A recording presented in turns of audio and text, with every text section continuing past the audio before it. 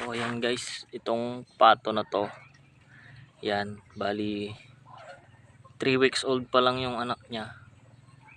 Tinuka niya sa mga puwet nila tas dumudugo. Yun pala, mangingitlog na naman ulit. Tingnan natin yung mga itlog niya guys. Bali 10 piraso na to. Ayan siya guys. Ang bilis niya mangitlog. Grabe no.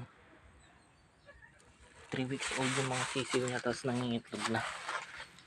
Ito may isa din ditong nangingitlog kaya no. Dito wala pa.